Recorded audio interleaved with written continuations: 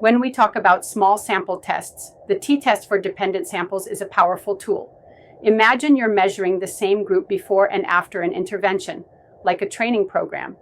You want to know if there's a significant mean difference in their performance. First, you calculate the difference between each pair of scores.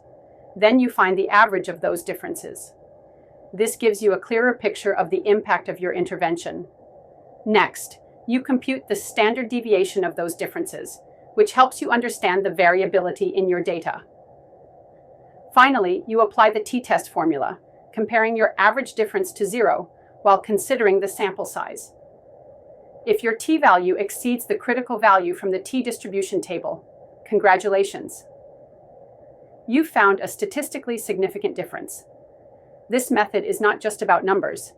It's about making informed decisions based on solid evidence. Hello, everyone. Welcome back to Chandra Shekhar Research Academy of Business Studies. Today, we are diving into small sample tests to understand the mean difference for two dependent samples using the t-test.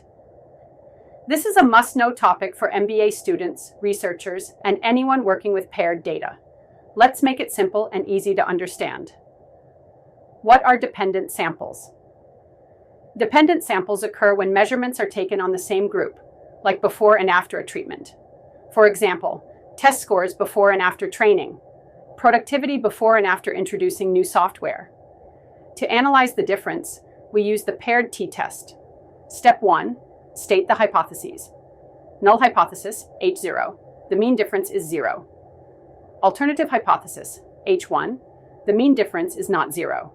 Step 2, formula for the t-statistic. The t-statistic is calculated as t hars d bar divided by open parenthesis, SD divided by square root of enclosed parenthesis.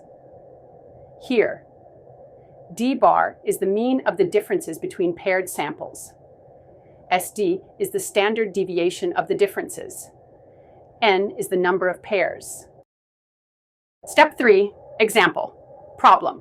Let's work through an example. A company measures employee productivity before and after training. They collect data from 10 employees. The differences in productivity are 5, 3, 4, 2, 6, 3, 5, 4, 3, 2. Calculate the mean difference, d bar. Add all differences. 5 plus 3 plus 4 plus 2 plus 6 plus 3 plus 5 plus 4 plus 3 plus 2 equals 37.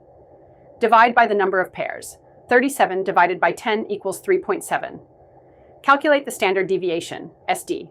Use the formula SD equals square root of open parenthesis. Summation of open parenthesis d minus d bar, close parenthesis, squared divided by n minus 1 close parenthesis.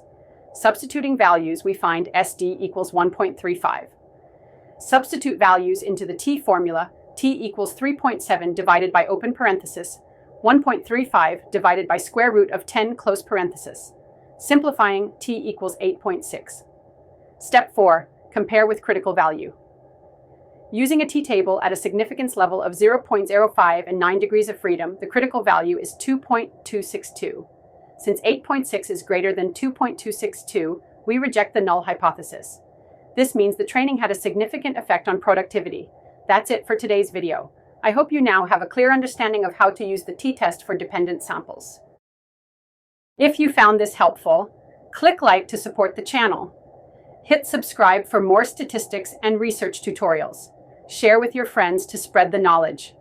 Until next time, keep learning and growing.